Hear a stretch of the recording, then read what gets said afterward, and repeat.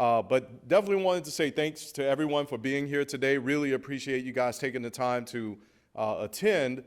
We want to provide as much resources as we possibly can to the community to help you guys to navigate the new software.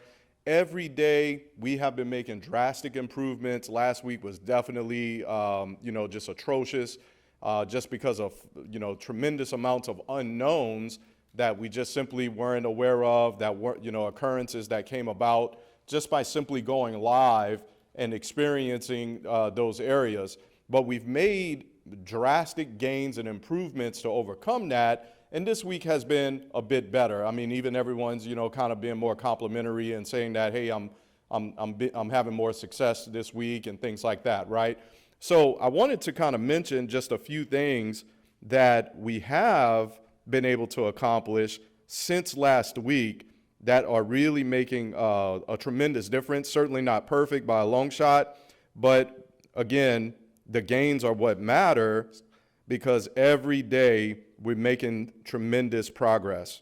So let me pull up, I had made a quick list here that I wanted to talk through very quickly. Here we go. All right.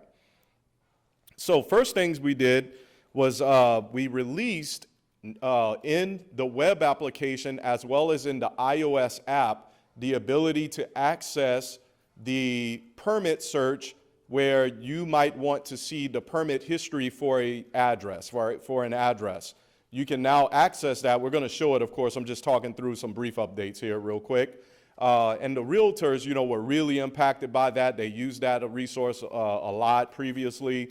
And we definitely had some experiences with address searches being problematic, but that has been fully resolved. It's awesome. It looks amazing in the app, and even on web, it looks really, really awesome. In fact, it's actually enhanced because of some of the components that they desired in the old version are now in the new version, such as the contractor that actually pulled the permit to do the job is now available in that report. We resolved the primary issue with inspection scheduling. Now, what I mean by that is that doesn't mean that maybe perhaps today you've had problems trying to schedule an inspection. What I'm talking about is the underlying condition that was a system-related malfunction that really was a massive problem for everyone, right? Being able to schedule inspections last week, we were able to kind of take things over the phone and through Clear Village for a short period of time to get that taken care of, but that issue is resolved. Now, that does not mean that if, today, there's a couple of reasons why you could still have an impact from that, but it's not a malfunction. It's more of user error, or it is also, of course, because of a legitimate reason, which would be, okay, I'm trying to schedule this AC inspection, but the AC sub has expired, or they're maybe not even entered yet because you uploaded the affidavit, but it hasn't been entered into the software, so of course you're not able to schedule that type of inspection. So that's a legitimate reason, and we're looking at ways in the software to better communicate what the reason is if you don't see it in the list and things like that. The other reason, though, is, look, the staff has been working tremendous amounts of hours, learning as they go.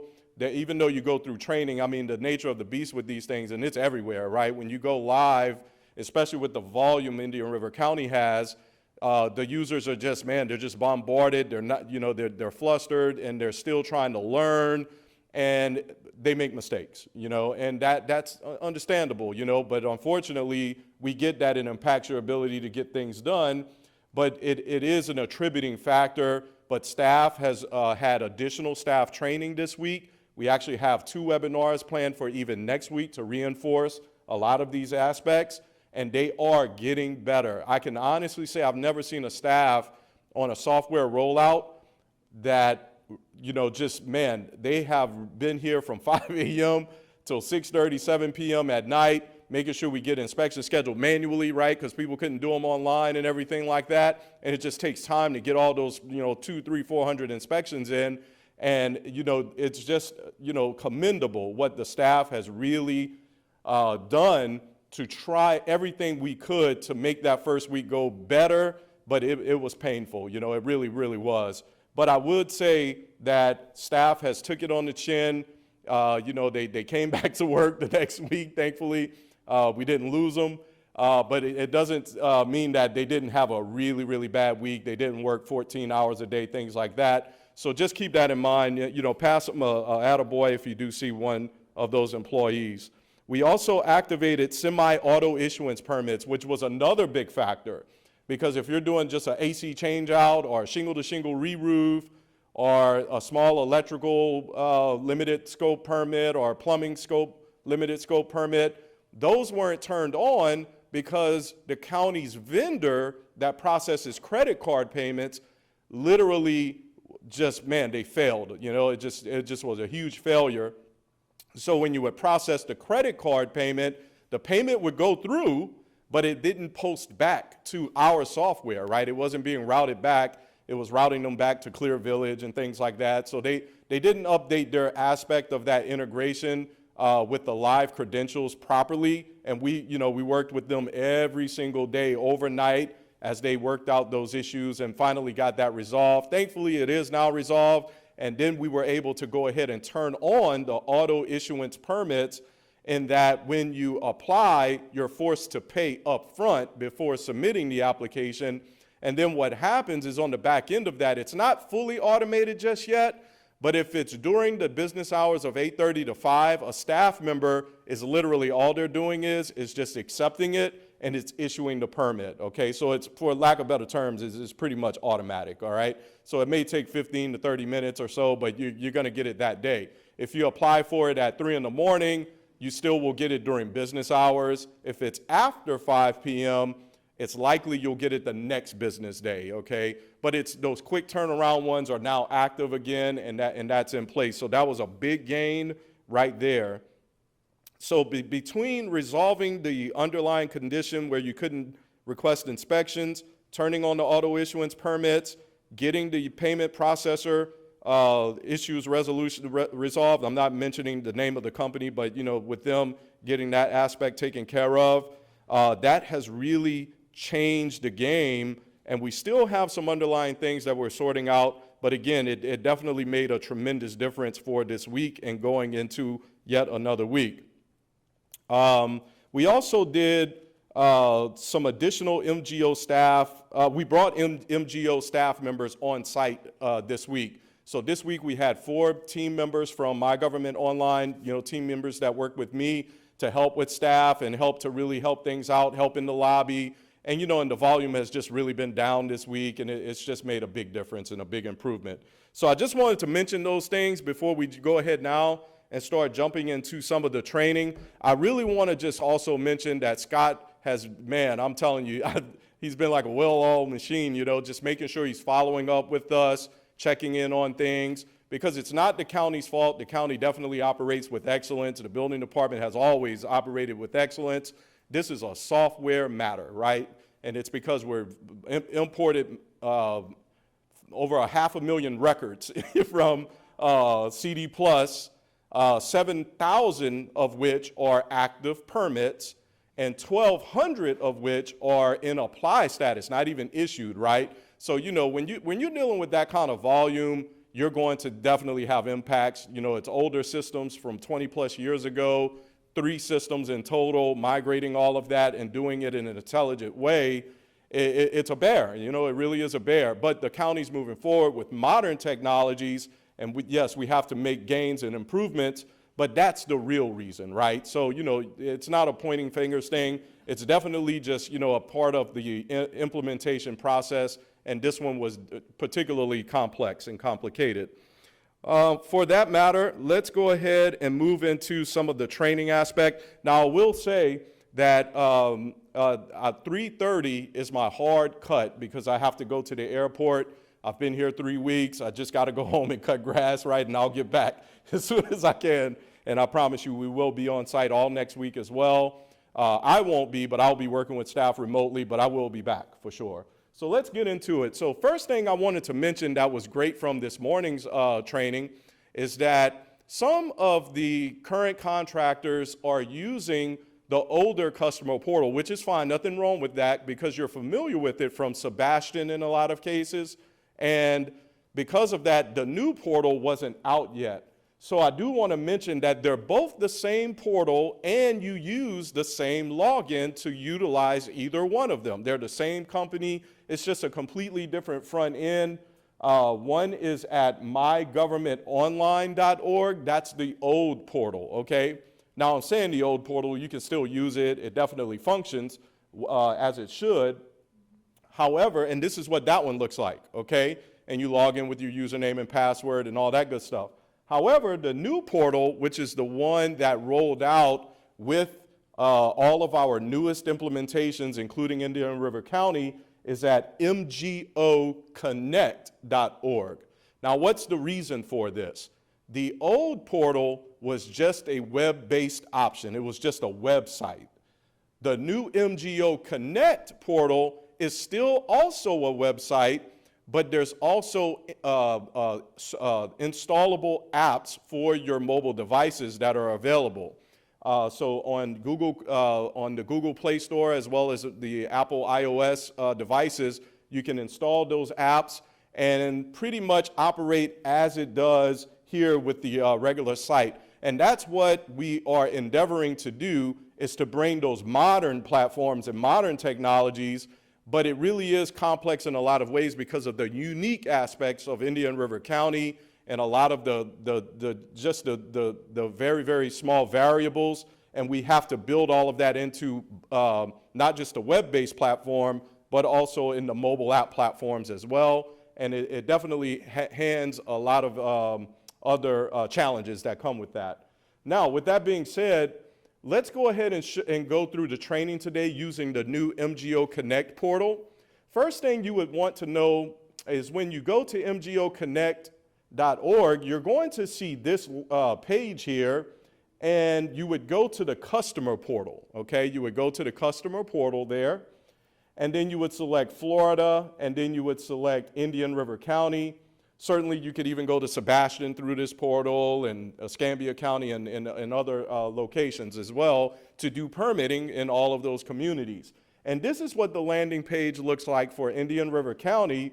Now that you're at the landing page, if you do not have an account, which I'm sure most of you definitely have one, but if you didn't, you would use the new account link at the top, which would then allow you to go ahead and fill out that form to create a new account. And of course, once you create that account, it is a valid account for both portals. Remember that. They're both the same. They really are. Just the UI is just different on the front end is all it really is, okay? Now, once you would then log in, so we're going to go ahead and log in. So in the top right, you have a guest link, and then that'll prompt you to input your email address and your password to your account. Now, when you create your account, many of you may remember this, but you're asked to provide a phone number to kind of verify your identity, right? Make sure you're a human person. You can answer a phone and press 1 when it tells you, to do so.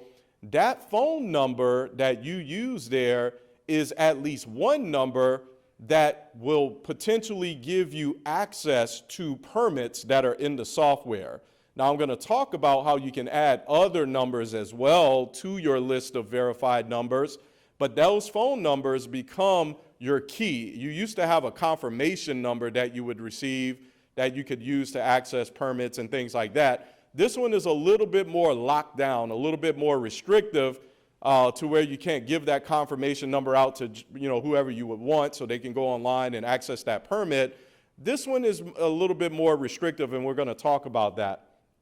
Now, once you have created your account, you want to, if you're a contractor, okay, not if you are in here and you are a permit runner organization, the permit runners, you wouldn't do this. But for a contractor with a license with Indian River County, you absolutely want to go ahead and associate your Indian River County license with your customer portal account if you haven't already. But to do that, you would go to the contractors link at the top of the screen. And when you go in there, if you have any licenses already associated, like I do here, it just starts listing for other jurisdictions you may have licenses with. if you've associated them from other cities, right, that use the software. But in most cases, you know, you may go in here, and certainly if you don't have any at all and you know you have an Indian River County license, what you want to do is click that link that says find my registrations. And what this is doing is a search.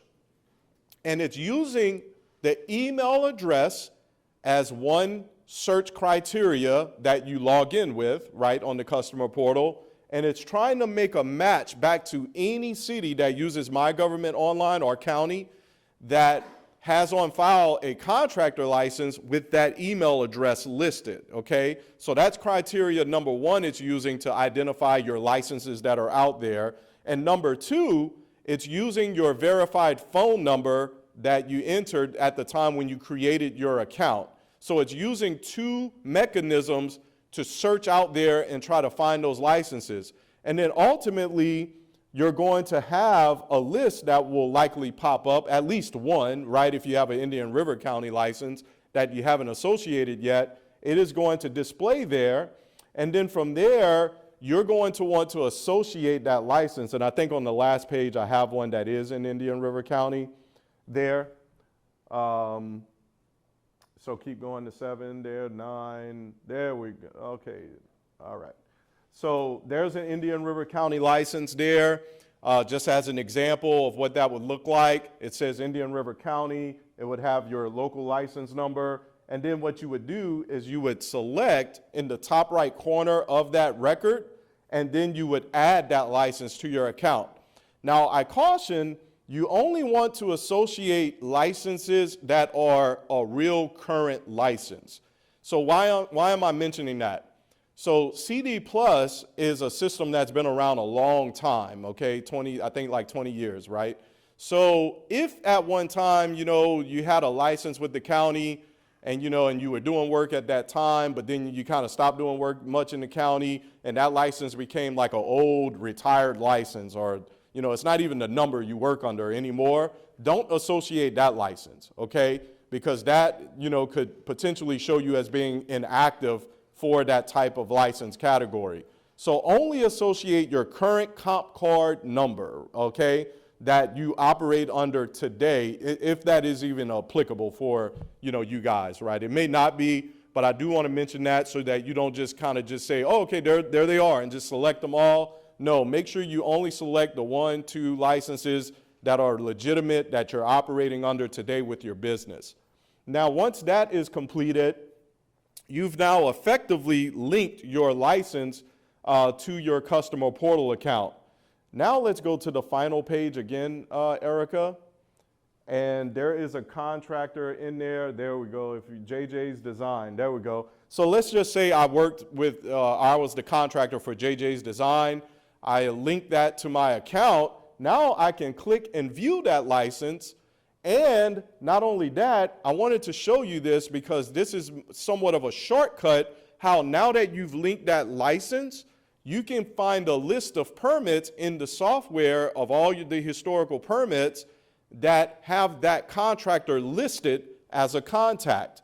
And that would be whether they're listed as the main contractor or even a subcontractor, right? Under that permit, it's going to find all those permits if you're listed in it.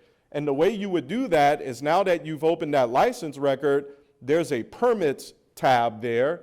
And if you click that, it's going to automatically show you, hey, these are permits in the software at the moment that you are associated with. Would you like to add any of these to your projects list, okay? So this is a quick shortcut way that you might find particular permits that are still ongoing right now. Now, I wouldn't add any finaled ones or, you know, those that have been closed out and completed, but if you definitely have a series of applications or permits rather that are in the system that are in inspect status, applied status, you know, that would be permits that you would likely want to go ahead and select and add those to your projects list, which is what I'm going to show you next, which is your projects list.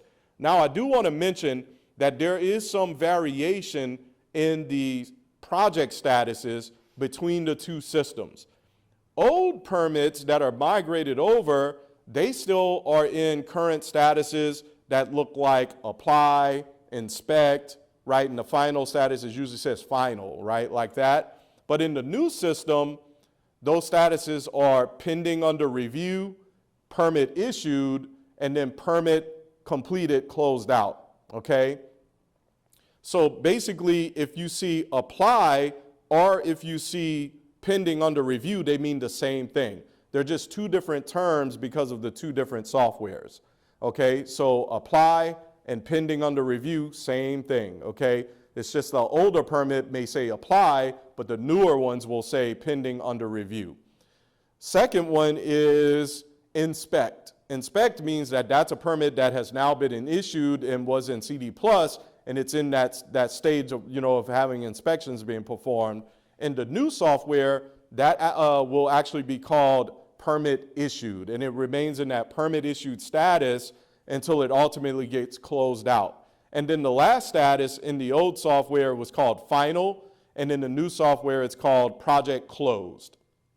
Okay, so I just wanted to kind of mention that so that you're aware of kind of those differences, but those three terms, one in the same from one system to another. All right, so now let's go ahead and show you now your projects list. So once you've associated permits to your customer portal account, they will show under that projects link there.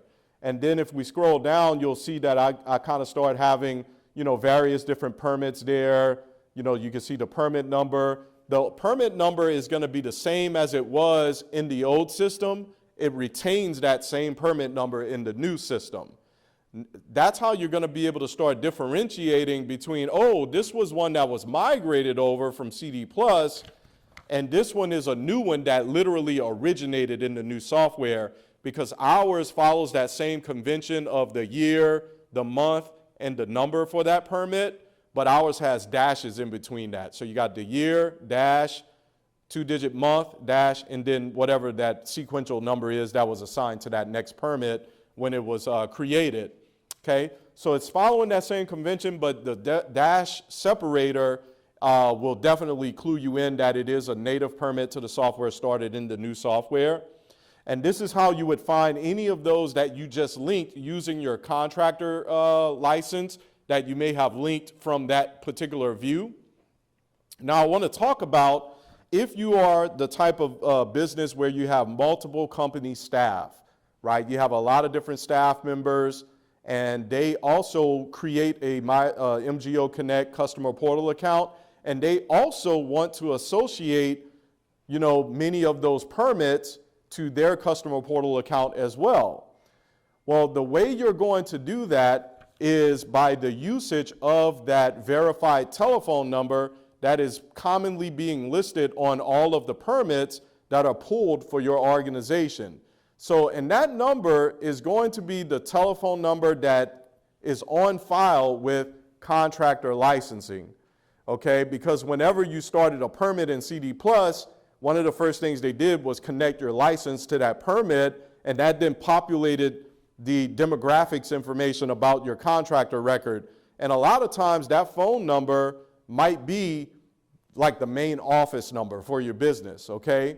So what that means is when one of your other employees that works for you, when they create a customer portal account with MGO Connect, they also need to add that phone number to their customer portal account so that they can then start associating those permits as well. Because in most cases, when most people create this customer portal account, they usually just put in their cell number initially, their personal cell number.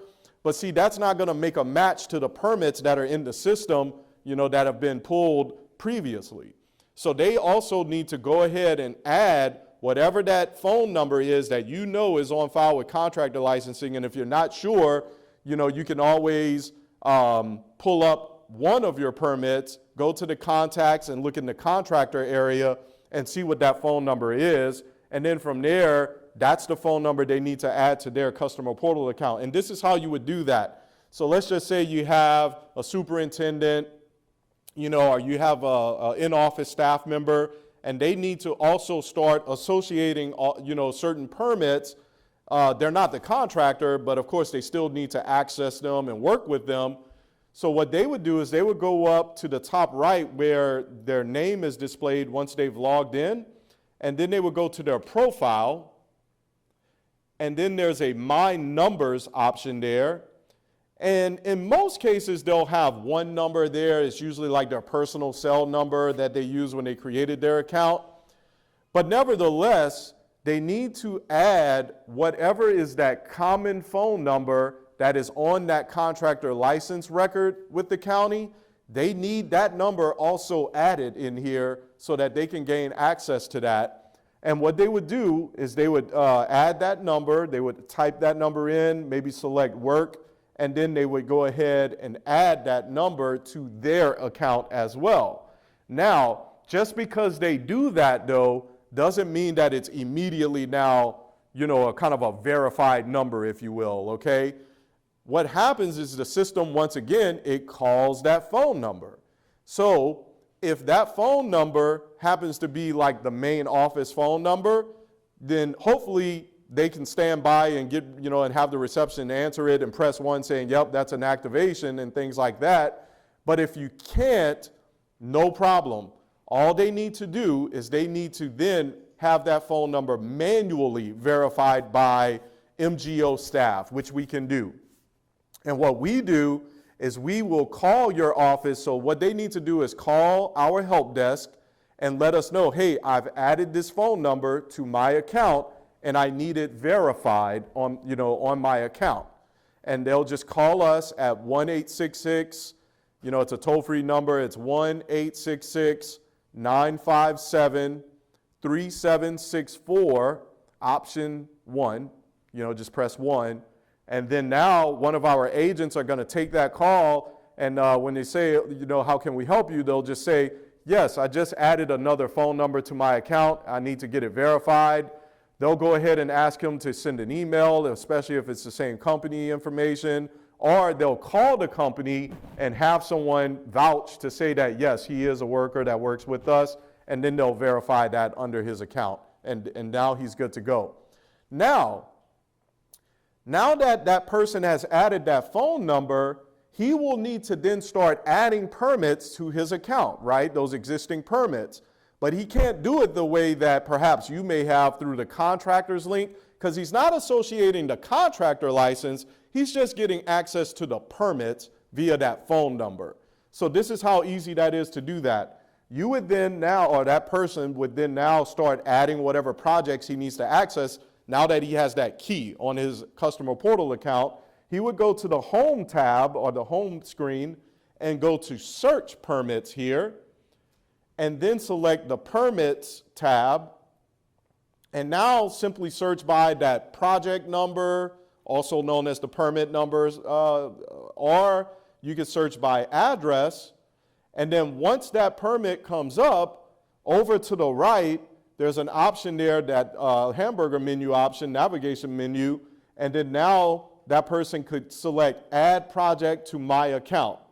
Now, if the phone number isn't listed on that permit, this is the message he's going to get, which says that, hey, you can't add this because your verified phone numbers doesn't exist on any contacts in this permit, right?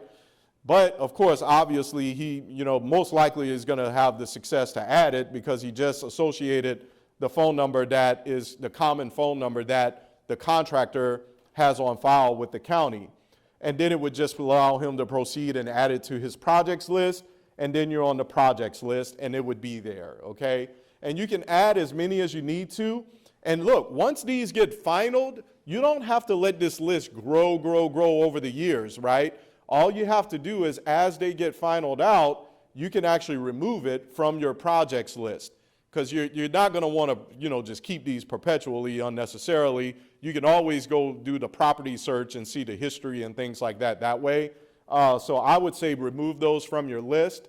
And I also wanted to mention one other thing that we found customers were having some trouble with, and that is if we scroll to the very top, I've been pointing out the projects menu at the top there, the contractors menu, that top navigation options menu at the top. But what we found some customers struggle with is that. So they had their Zoom on their computer, like zoomed in big time, you know what I mean? Because they're, they need words to be bigger on the text and things like that. And when that happens, once you zoom in so much, it squishes everything so much that it's not enough room to fit that menu up there. But what it now gives you when that happens is that top left hamburger navigation menu. And if you click that, now that's where you access those menu options, projects, contractors, etc. Okay? So I wanted to, clue that in so that you guys are aware that if you don't see those menus at the top there, that's the reason why. You really are zoomed in pretty good, which is fine. Nothing wrong with that, but that would be the reason why you wouldn't see that. Because one of the things you're getting when you, so you submit an application, and then when the building department processes it, one of the first things that's common you're going to receive is an invoice to pay the application fee, right? $200, $75, whatever that price is, okay? And in that form, it's kind of telling you the steps to go now and pay that fee online. And one of the steps is telling you to go to that projects menu at the top. But now we just added some additional text in that invoice that actually says, however, if you don't see the projects menu at the top, go to the left hamburger navigation menu and access your projects menu that way, right? So we've added that text because we found that some customers were, kind of having that happen, and they felt like the software was broken, because it was like, well, I don't see a projects menu, so that is something that we were able to go ahead and resolve for many customers. Okay, so now that's how you associate existing projects to your account. And that's going to be applicable definitely for staff members that work for your company that also have their own customer portal account and they want to add those permits and things like that. Now I want to just briefly speak to the permit runners, right? The permit runner organizations. Your situation is a very unique situation if we have any here or online. Yours is very unique because you're working for a myriad of contractors, okay? And there are a lot of permits that you may need to access to check status on and do those types of things. But of course, because you're working for so many contractors, you can't possibly, just add every verified phone number for all these different contractors to access these various different permits. So the true answer for permit runners is you really need to just be listed on those permits directly, okay? It doesn't mean you're gonna be listed as the contractor because you want, but the system allows, for additional slots, for additional contacts, and one of those spaces would be for the permit runner, and you can also have other people added to permits that are, for other reasons as well, superintendents and things like that. But nevertheless, for permit runners, if you have permits that you can't access, which you can't because you're not listed on all of these old permits that are migrated over, because even if you started that permit previously, you weren't being entered on any of those permits in CD+. Basically, CD+ just had one slot where it listed who the contractor is or if it was an owner builder, okay? And then, of course, another slot for a property owner. But there was never a slot to put in the permit runner, okay? So all those existing permits, you can't access them, okay? Just know that now. And if those that you need access to, what you should do is put together a list of permit numbers that you need access and also provide your verified phone number that's associated with your account. Maybe it's your cell number or something like that. And the building department is going to have to add you as a contact on those permits, okay? So it's kind of a little bit more manual process to gain access to those permits. However, going forward, it's going to be, perfectly executed, because now when you apply online as the permit runner, you're listed as the applicant, which you truly are. You're the person applying for the permit on behalf of that organization. And then you're then entering in who the contractor truly is, and therefore now by the time that permit gets processed, you can now access it because you're listed on all these new permits coming into the system. So we're really just talking about these migrated permits coming over from CD Plus that, those parties are having trouble accessing that. And that's our resolution to that, is just go ahead and put a list together, send it into the building department. I think we even have an MGO support email address that we may mention. We'll see about that. But basically send that in, and we're going to get you promptly added to those permits so you can then add them to your projects list by searching permits, just like we just illustrated there. Okay, so let's go ahead now and talk about the next subject, which is, now that you have projects associated with your projects list, you can now start managing permits in a myriad of different ways. And I know that very common for you guys is once a permit has been taken in, you can start uploading documents to it, like notice of commencement, at some point the form board survey, elevation certificates, just various documents, the subcontractor affidavits, right? You can start uploading these items as you're ready to upload that to the project. So I wanted to show you how you would accomplish that. So we're going to go down to one of those permits that are listed there, and we're going to go ahead and click open. So you would click open. Now you're in this permit, and you can do a number of things, and one of those is the Docs tab or Documents tab. In the Documents tab, when you click in there, immediately it's on the tab called Customer Documents, meaning documents you can upload to the permit through the portal. And then you would just click Add New File, and then choose your file, and then of course from there you would select the file and you would upload that. And now, the great thing about this is the moment you finish that upload there and it presents the file name that you just uploaded in that area there, it is now uploaded to that project and the building department is alerted to that. Now, even though that's very simple and it's going to be working so well once we really get rolling and staff is up to par with training and feeling good about using the system, but we have to be honest, like we have a backlog right now, okay? And we're trying to catch that up, and we have additional MGO staff on site that's gonna be knocking that stuff out this coming week and really catching all of that up and putting in all these things and getting them routed to the appropriate departments and and whatnot, right? Whatever it requires, depending on the type of document it is. So, yes, ma'am. And once the document is added, doesn't there a box that shows up that says success? It does, right. That lets you know that it went through. Correct. Yeah, it does. It actually, the way you know it's a success is it would show the file name right there in that area as completed, the upload. Yes, ma'am. This obviously wouldn't be something that we would do if you were doing like a revision. Yes, yes. You would do this in a revision with a revision form instead of Correct. through the permitting section? Yeah. Now, there also is the application option to submit a revision. That one's nice because, it allows you to kind of indicate what department should receive that document, but they both work. Exactly, right. They both work. That's exactly the point. You got it, okay? So if you upload it this way, if this is just a little easier for you, if you feel that's easier, that's great. Or you can do the add to existing project application type you're talking about, and that would also be very effective as well. Now the next tab over is the Documents tab, and that tab is documents that are a part of the project that have been released so you can access them if you ever need to access them.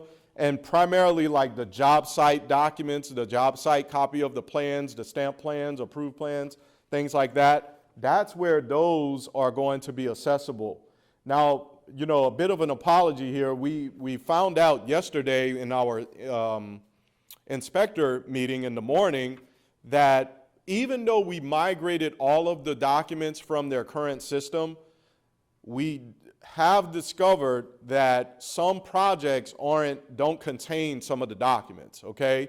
So we're already doing we're doing an audit on that, and I don't know, probably tonight or certainly over the weekend at the latest, we're going to have all of those files refreshed into those projects, because we certainly have a way to identify that, you know what I mean, through some of the scraping we can do. So we'll definitely get that done, and those documents will all be there. But we definitely admit that we have encountered that, and see, I didn't even know, but the inspectors kind of said, oh yeah, I'm at the job site and I'm trying to pull up and look at a document and they're not there, and we discovered that. So just, you know, little things we're continuing to work through.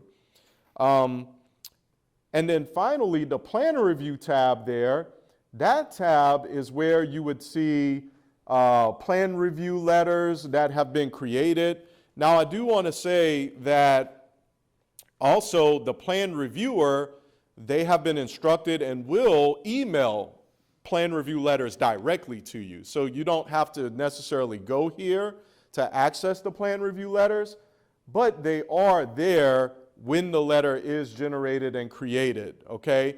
So it's kind of like a secondary, you know, place that you can go see that, but you really should be receiving those emails directly.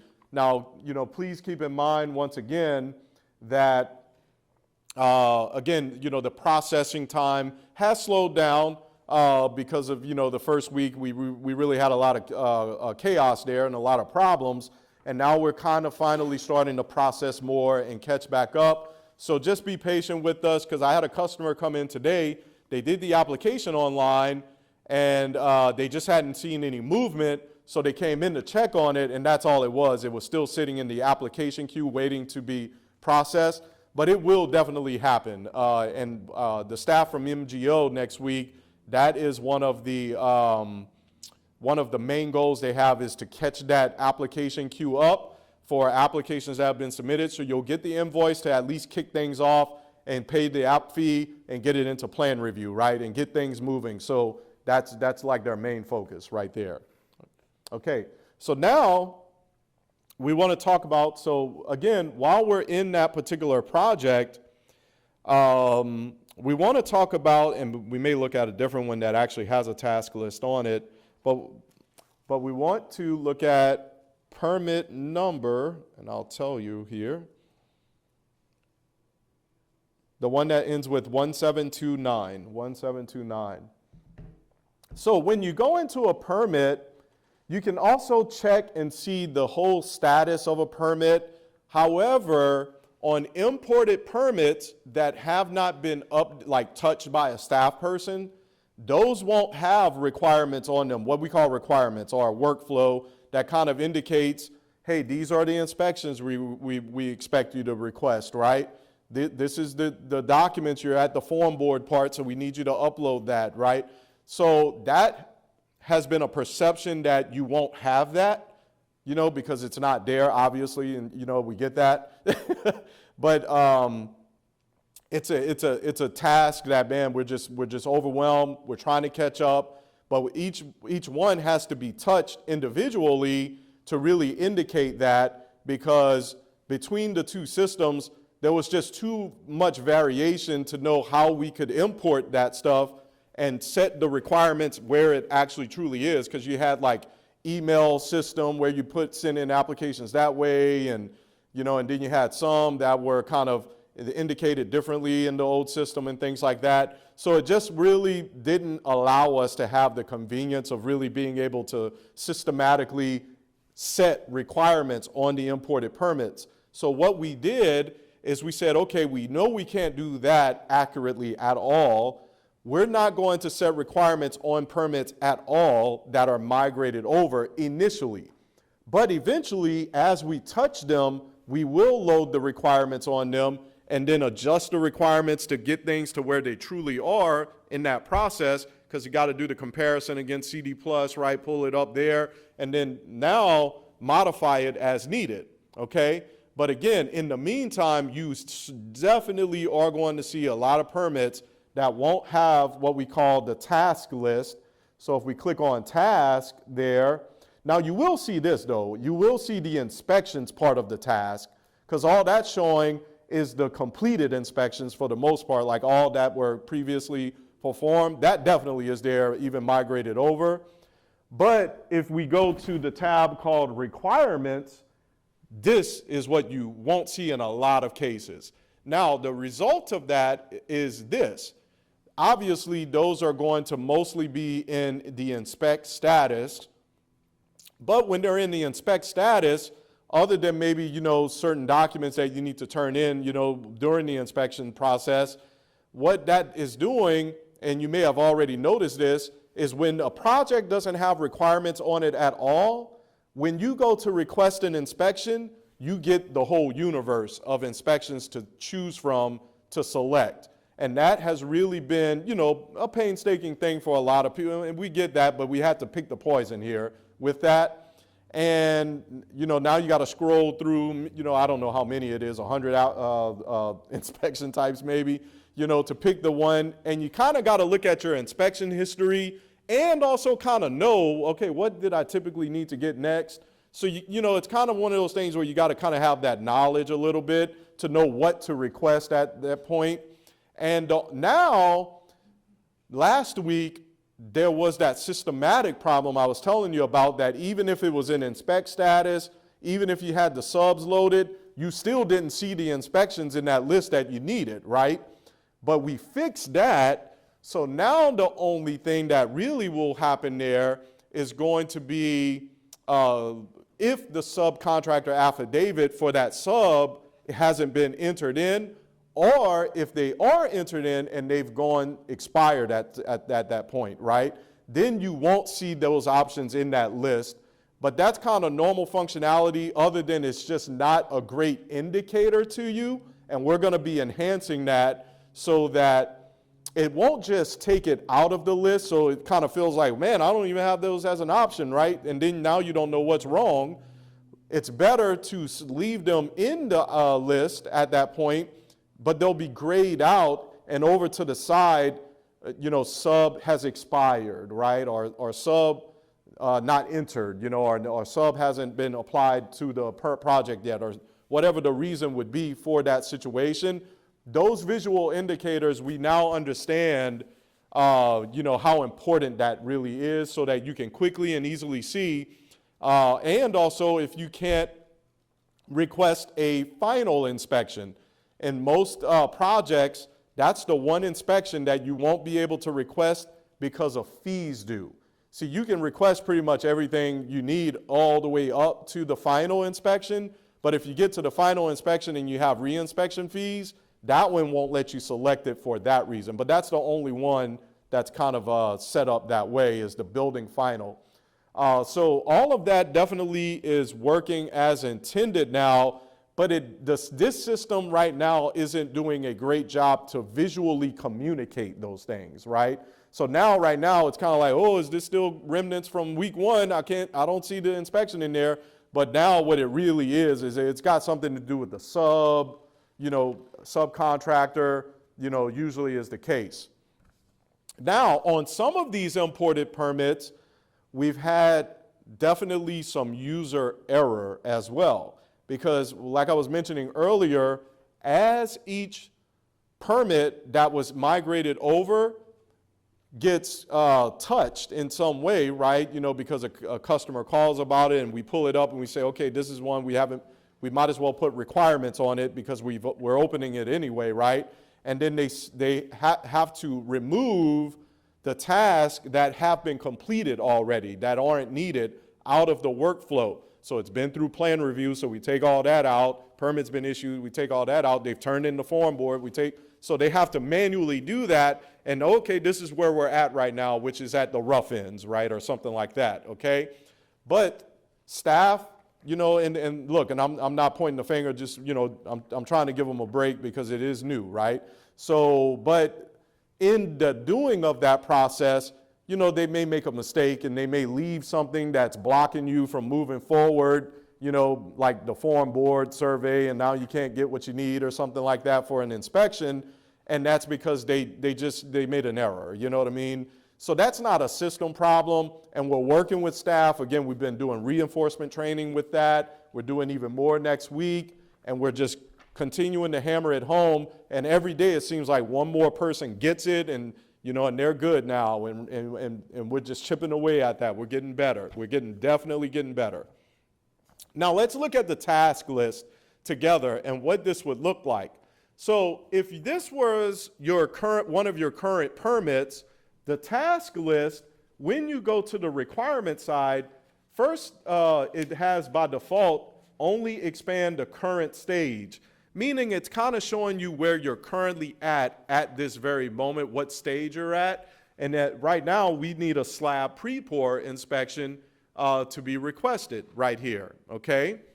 But you can expand all of the requirements, and this is now where you can see other items, starting with what we call stage 0, which is our anytime priority. And what that is mostly going to be are inspections that we don't put in the priority numbers because we don't know when you may necessarily schedule those. So that's kind of like those that can be scheduled when you're ready for it. As long as the permit's been issued and it's not being controlled by, oh, you can't do that until you did your framing inspection and things like that. You can request it as whenever you need to when it's in that 0 stage right there.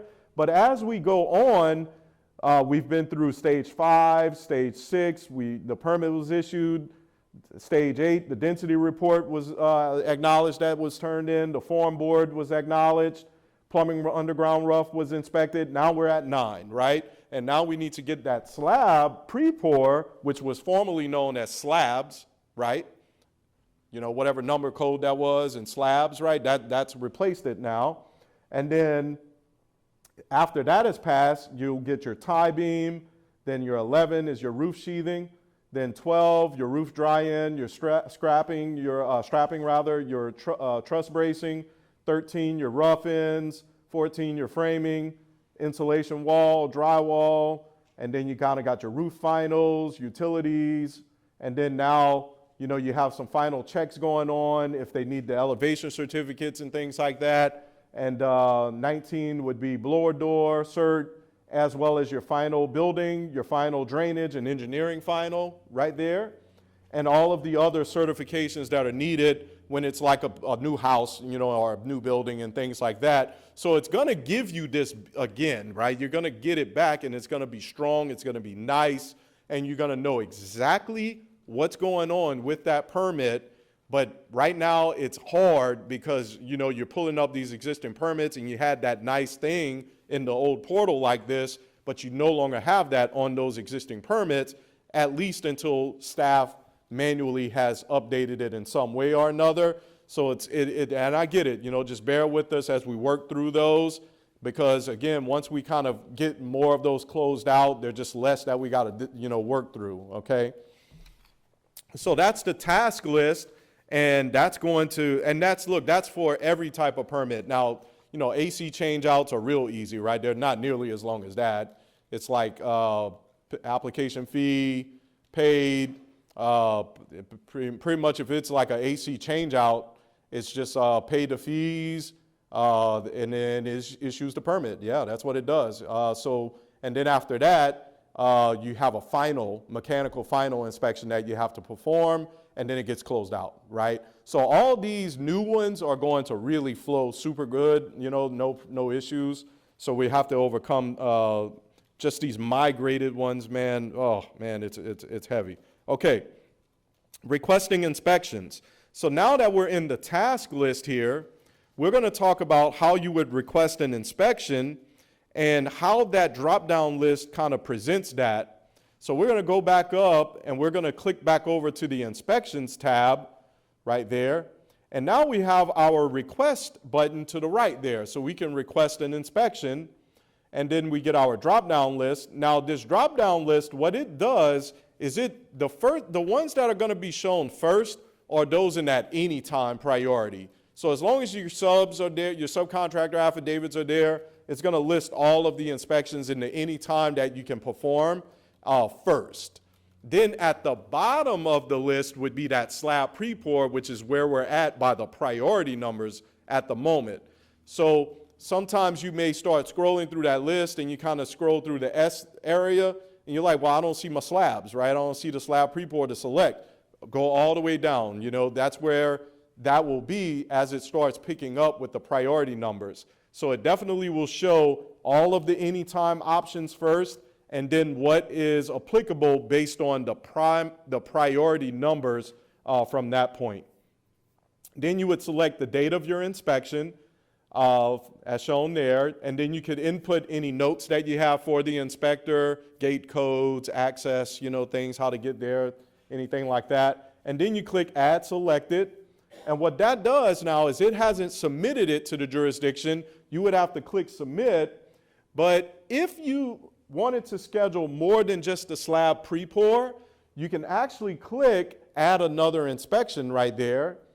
And then now, see, you can queue up numerous inspections at once and then ultimately submit them.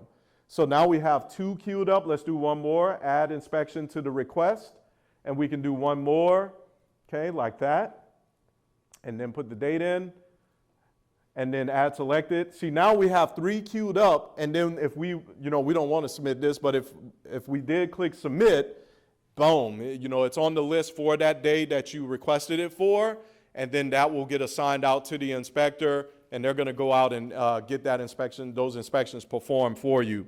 So I wanted to show you that little trick there, because I know a lot of times if you're at the rough ends, a lot of times you need to do all 3 of those, right, at the same time.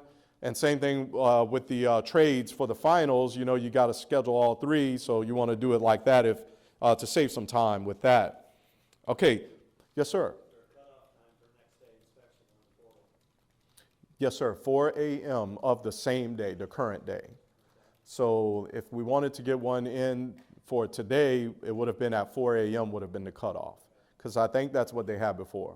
Yeah, okay, great. You can't cancel an inspection after. It's been assigned to an inspector. Right, that's correct. So like say after 8 a.m. you can't cancel anything. Pretty much, yes, sir. Yep, exactly.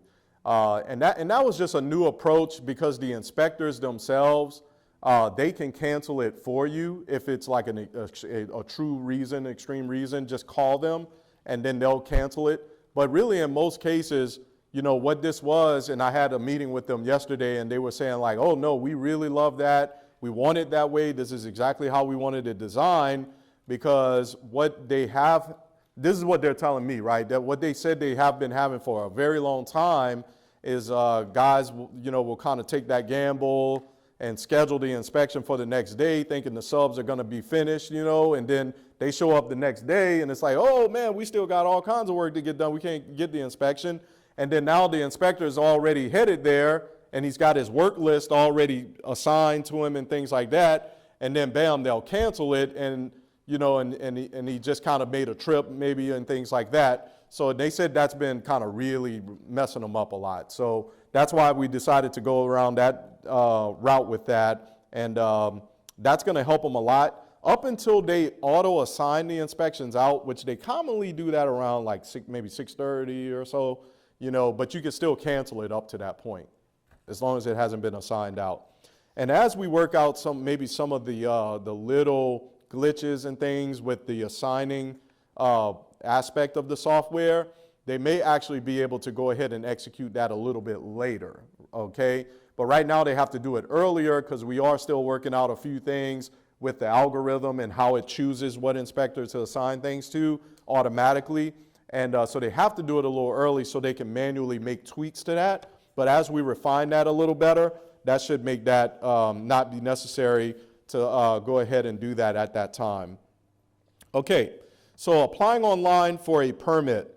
Let's go ahead and run through that, and then we're going to go into a Q&A session so we can make sure that we can have any questions answered that we may come across. So when you apply online for a permit, what we've done is made this much simpler for you to go ahead and get your application submitted.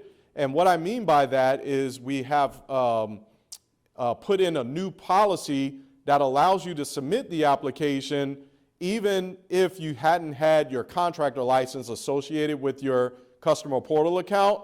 That way now what staff is doing is confirming the license on the back end when they receive it. And that just made things better for you guys to make sure you're not getting any blockades when you're trying to submit the application and feeling like it's kind of, making that much more challenging to do. So let's go ahead and run through one very quickly here. So to apply online, you would go ahead and select apply online for a permit. You would get started on a new application. You would select building division, of course.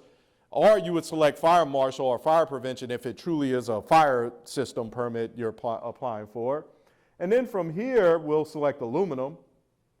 You would select the application type, which in this case we're selecting aluminum, and then you would provide the address of the property as well as the city and zip code of that particular address.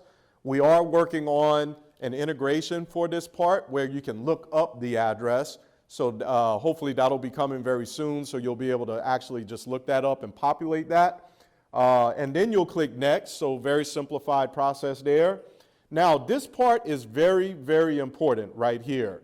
If you're a permit runner, then you want this to show your personal information as the applicant, because you are the applicant. You're submitting this application, so leave your information in that slot if you are a permit runner. Now, if you're a contractor and you're applying, then obviously you're the applicant, in that situation as well. But we also want you to populate the contractor slot, which is very, very important. So you would go to the contractor slot, and we want you to use the search jurisdiction contacts database to look up your license in the system. So I've just been using this contractor as an example, but if you type in the business name POE, you'll see how it then suggests to you, it's saying, oh yeah, that's Poe Roofing, and this is the information for that, and then you just select that contact, and then it would populate the contractor information into that application. Use that. It's very, very important. It speeds up processing of permits. Eventually, we're going to build a mechanism into this that's going to make that, you can't overlook it. You're going to have to populate that. But right now, we don't have that mechanism. So we're asking if you would definitely make sure that you just go ahead and look it up, put in that contractor information like that. If you're an architect and you know who the contractor is going to be, go ahead and pop it in. If it's not been determined your contractor, then don't worry about searching for it and simply type TBD in the business name, and that'll help you to move on through that part as well, because we do know that there are some small circumstances where big projects may, the plans are just getting in for review, and we may not have selected a contractor yet for sure for your project. So go ahead and select that. So see, it populates the contractor information in there, and then we're going to go ahead and click next. Of course, you're going to have other slots. We're going to be adding other slots up there. You have one for surveyor and property owner. The property owner we actually query from the local database with the GIS software, and that will get populated. But if you know who the property owner is, go ahead and put that in. But if you don't, it's kind of not that big of an issue, because we are going to be able to pull that from the property appraisal records. Now, the surveyor, you would put that in, but we're going to also be adding some additional contacts there. So if you just have other people in your organization that you want to also list as a contact, so that they also would then be able to, access this permit with their account, like a permit runner organization would be a very good example. Maybe they aren't the applicant in this perspective, but you want them to be your company that's checking up on the permit, right? So you would want to list them, and we're going to be adding some additional contact slots at the top up there called additional contact. And you can put that in, you can put a superintendent in. We'll be adding those to the contacts profile there. Oh, and the bell, absolutely. So the bell, particularly next to the email address, you want to select that for any party, applicant, contractor, additional contact that you put in here. When you put their email address, the bell, when you select it, that is going to be the mechanism that allows that party to receive notifications when the inspections begin, okay? Which will be coming. It'll take a little while for the permit to process and all of that. But what you're basically doing is indicating that these people should get notified when inspections are performed on this permit, and they'll get those email notifications in real time. It's really nice. It works great. Now, the bell notification is next to the phone numbers as well, but be very cautious about that, because if you do a lot of permits and you're selecting that bell icon, what that actually does is, as inspections are performed, it calls your phone. It's not a text message or anything like that. And it's just like getting a phone call from the pharmacy, right? You answer the call and it says, hey, this is the information, about this inspection, and it was approved and at this address, and it kind of talks out all that information, which is cool.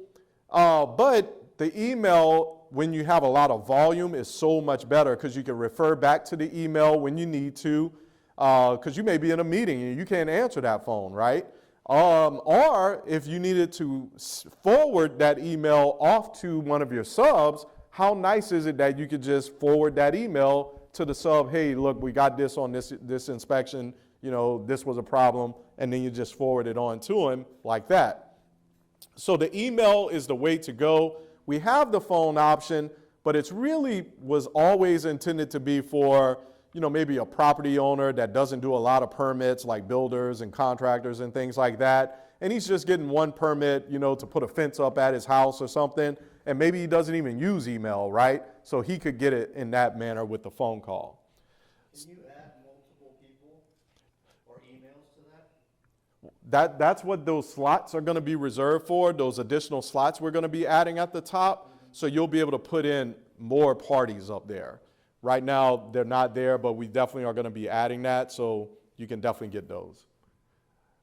All right, and then go ahead and click Next. And then now the next section is just basically where you fill out the application questions. There's one above that one, I believe, above the permit type. Yep, there we go. Okay. And then you would fill out those application questions, definitely the ones that are required, like job value, structure type. We have an acknowledgement at the bottom there. Okay. And then from there, you go ahead and click Next. And then the final section is where you would upload any of the files that are needed to accompany the application.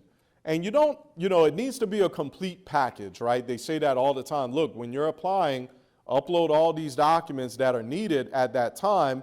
But you guys know when it's a document that can be uploaded after the fact, right? Like subcontractor affidavit, NOC, right, exactly, right. You know them better than I do, right? So if you know that's something that, they don't need that really to kick off the plan review and get this thing going, but then you can always upload those after the fact. Like we showed you earlier, when you pull up that projects list, go into that permit, and then go to docs, and then add that file like that. You can always do that later. And then this is the last step. Once you upload your files, you'll have a next, and then you would go ahead, and we're not going to submit it, but you would go ahead and submit it. You also can save your progress. If you're not ready to submit this, and you were even at the file stage and you uploaded one file, but you're like, oh man, I thought I had this, trust package, right, or whatever it is. Oh, okay, maybe I didn't. You could save it and return back to it later.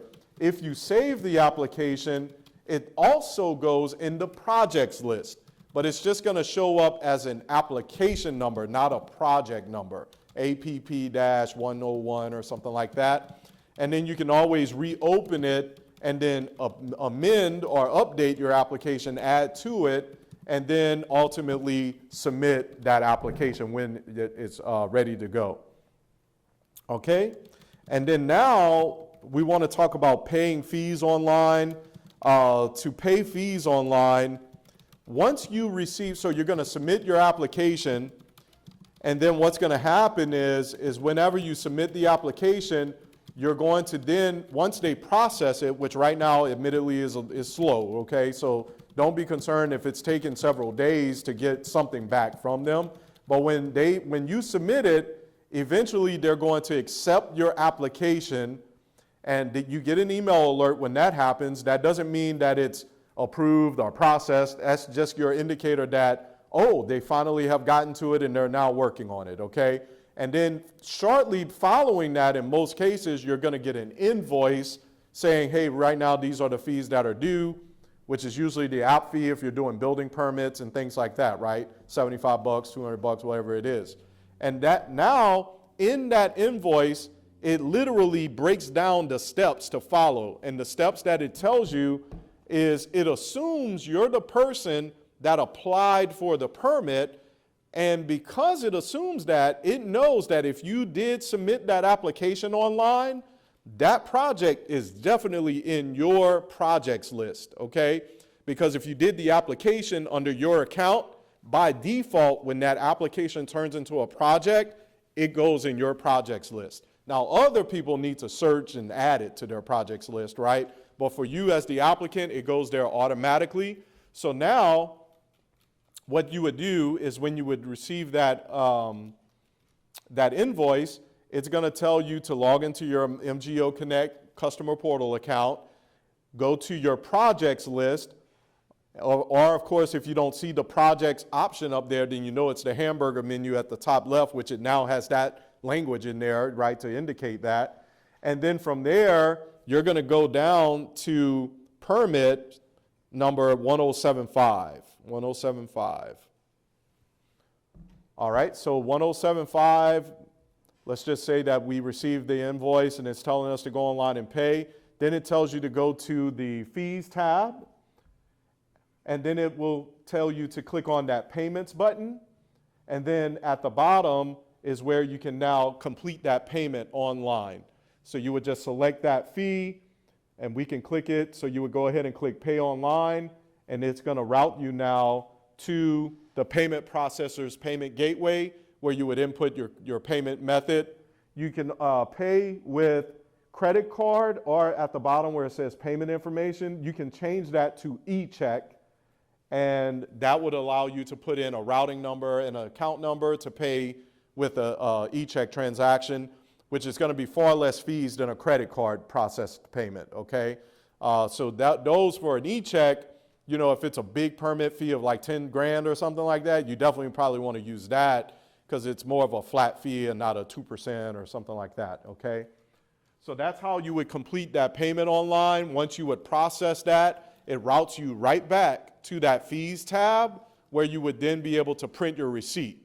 Now, the carrier, Point and Pay, they automatically email you a receipt, okay? That's from them, that's not from us, but that's them confirming that the payment was processed and here's a copy of your receipt with the transaction number and all of that. But you also can print a receipt also from the MGO website as well. And you know, you could have two receipts kind of like that. You probably want the MGO one though, because that's the one that's going to indicate the project number on it, right? The Point and Pay one is just saying, hey, we hit your account for this amount of money. It's a done deal, right? We got it, okay? All right.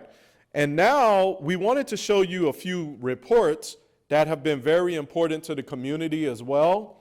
So we're going to go ahead and click the back arrow. Go ahead and click that twice back.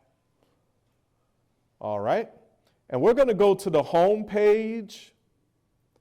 And over here on the left side, there are some reports that you guys have become accustomed to using quite regularly on a daily basis. One of which is going to be the general permit search. Now, this is the one that allows you to look up an address and pull the permit history. Hey, have all the permits for this address finalized out, right? You know, what's the current status of everything for this address so we can go to closing, you know, for a real estate transaction or something along those lines, or whatever reason you would want. And what you would want to do is go ahead and put in that address and click View PDF, and it's going to run. You know, it'll take a moment, but it'll run and pull all of the history for that address. Now, while that's running, I want to mention that there is a little bit of variation when it comes to the addressing, and there it is. There's the report there. It shows for each permit. Then it kind of gives you the inspection history that was performed for that permit, you know, and it keeps listing all of that information there. It's now very print friendly. It's a PDF. You can email it. You can save it to your local computer. It tells you who the contractor was. So we've enhanced that report so it's even better now than what information was provided previously. But I want to talk about the address when you're searching that address. So, and some of you may have recognized this. So you know how in a lot of cases, the street type criteria of the address, such as street, drive, boulevard, avenue, right? Typically, that is avenue is abbreviated AVE, typically, okay? However, that wasn't the case in CD+. So there's a lot of permits that came over from CD+, that avenue is just AV, okay? So less is more is what I'm getting at here. So when you're doing that search, you put in the street number, the street name, and you really don't even need the AV, but if you're gonna put it, just put AV. Don't put AVE because it's less than what's needed there, because that will find any addresses that are for that same address that perhaps was entered with AV or AVE, okay? But if you put in AVE, all those that were put in with those older permits with AV, you're not gonna get them, okay? All right? So less is more. We have that described and explained at the very top of the report up there, because it looks like Avenue were the only ones kind of like this, okay? Now, in this morning's training, it was mentioned that, definitely older permits had a lot of, address variation, US Highway 1, sometimes just HWY1 or Highway 1 without the US, you know what I mean? So, those unfortunately, and that's the whole problem, when address data is being managed kind of more manually like that. But now that we have the more consistent, modern technology of GIS administrators manage address data far more consistently because, again, they follow these standards, right? These address standards to make sure that addresses are entered into the GIS repository accurately, and you don't have a lot of people just kind of messing with that and polluting that data in that way. So long term, we now have the far better solution for having accuracy in our address records, because this system is using that GIS integration. Better jump into question and answer. You got 7 minutes. Oh, do I really? Yeah. Oh. So that's it. So we're going to jump into the Q&A. Any questions that we may be able to answer? Yes, ma'am. In regards to fees, in the previous program, and it was super helpful, you had reports for payment history and outstanding fees with the new system. Is there a way to tell with the fees, like, okay, I owe, say, $100, but I don't know if that's a large revision fee or 2 small revision fees? Is there any way, just so we could get into like our billing department and history, or? The revisions are always added individually to the permit. So a $50 fee is always a small revision fee. So each one has to be added individually. So if you see $100, it's a large revision. If you see 4 50s, it's you had 4 small revisions. So but you guys will email reports whenever we get invoices, but we can't pull one physically? We can work on that for you. Yeah, we can get that for you. That definitely wouldn't be an issue. See, right here, if you go up, Erica, to the docs and click there, and if we go to the plan review tab, actually at the top, there's a section called forms and instructions. We can actually make a report that we can have released on all permits, and that would give you a nice report that would give you all of the payment history as well as any pending fees due. Yeah, because with us, like, our billing department is very far away from our permitting, and the person who has the email address, the primary email address of the county, they're all different people, so like. Most definitely. Yeah, absolutely. That's definitely something we can get in there relatively quickly, actually, and have an execution that the moment a permit starts, that gets released there. And exactly. And also, when you get that invoice, of course, that is a mechanism, but at any moment, like when reinspection fees start going in there and revisions and things like that, you won't get an invoice for that kind of stuff, right? So you just go in here, generate it, hey, we need to pay this out. Yep, cool. Yep, absolutely. Now, I want to mention just with that very briefly, so with the imported permits, a lot of them came over just showing like the term flat rate calculation or something like that and not the true fee name. That's just because it's imported over. You're gonna start seeing true naming there, revision fee, reinspection fee, right? Things like that. But that's gonna be on the newer permits going forward, or if it's an existing permit that is in the apply status right now, and the fees actually hadn't been paid yet, but they'll get the actual fees on those. So just keep that in mind. Okay, next question. Yes, ma'am. CO checklist, okay. So in the workflow, I think that is somewhat like the CO checklist, right, Erica? In the task list. And that was on permit number, I'm gonna tell you right now, that was on permit number 1729 is the end of it, 1729. Task, requirements, expand all. So is that one? Oh no, I'm sorry, my bad, good example. No, that's it, 1729, okay. Yep, there we go, okay. So now at the very end of the workflow, and this is, of course, you know, the imported ones, a lot of them aren't going to have that, of course. But those that have it, it starts at 19, it looks like, right there. And when you're in priority 19, where you get your building final and your engineering final, it kind of lists out certificate of compliance, environmental health, insulation cert, termite cert, you know, boom, boom, boom, boom, boom, right there. Yep. Yes, sir. Kind of as she was saying, you know, we saw that we had completed the inspection for like an engineering final, but in our tasks, it just still says, you know, like as-built survey still has to be approved. Is there like a conditional turnaround on that we can know? Because it almost feels like that's what's holding us up to get into the, kind of the CO requirements. Okay. So we've been speaking with Public Works Department, and what we've kind of come up with after a lot of talks with them is basically that as-built survey just has to be accepted or submitted. So what we've come to is as soon as it's submitted to us, we can actually mark that as complete. It will then free you up to get your final right-of-way inspection, engineering inspection, and from there, that inspector that goes out to the field, he's just going to see that as-built survey in the documents, and he's going to do his final inspection based on that as-built survey.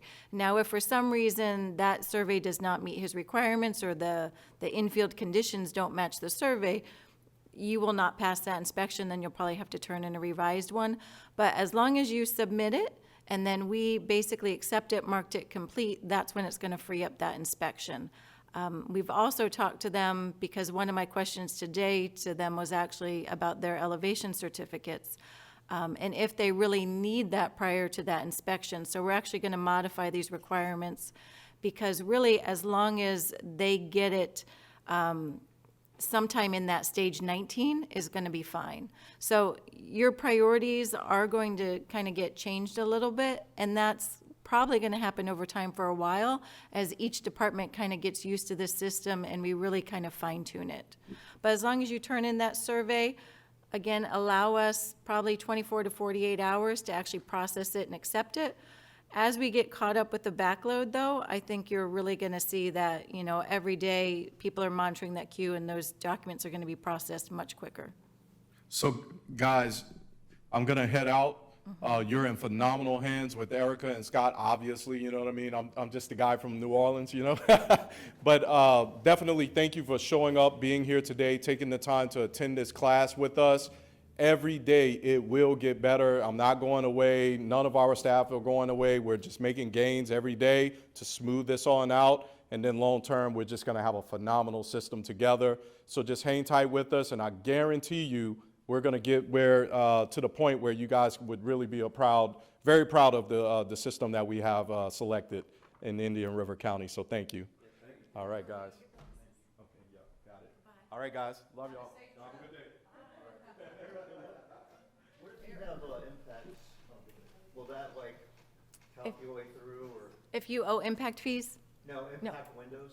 Okay, so if you have impact windows, we actually have asked our inspectors to please note it on the inspection. We've actually asked that for a long time. And what we're hoping to do is during plan review to remove that out of the requirements. Now, that's a little bit tricky because during the process, if you do a revision, then those impact windows aren't available and now we gotta switch it out. So we're gonna try and do it at plan review, but at least at a minimum that if the inspector can put it in his final notes, then we know during CO review, we can just move that out of the way. What about, compaction tests? Is that something that they Yep. need to, we need to upload then now? Yes, so you are gonna upload it just in your document Okay, section, and then it's pretty much in stage 8 for those new houses that we're looking for that density and that form board. So tell them not to fax anything in or? If you can start using the portal as much Yeah. as possible, I mean, that's the goal, to get everyone on the portal. Okay. But they can't do it outside, can they? As far as like your surveyor or Yeah, your, like KSM, You they know, couldn't. are they? now you technically possibly could. So what we've had some people ask is to have like their architects, engineers, surveyors actually added on the contacts. And if that company actually wants to help you manage your permit, then if they're connected to it with their phone number and they have their own MGO customer portal account, they could actually upload documents. So same thing, during plan review, you get a rejection and your architect needs to revise his plans. If he's part of your permit and part of that MGO customer portal, he can actually do the revised plans, upload them himself. But they couldn't, if they had the permit number, they couldn't just go on there and, No, not unless they would have to associate it. because Yeah. I mean, like KSM, they probably have 1,000 different contacts. Yes, and I would guess they might not be too receptive, Right, so but, it'd be but just your, email it to me and then I upload it. yep, yep. But your design professionals, I think, might really actually utilize this.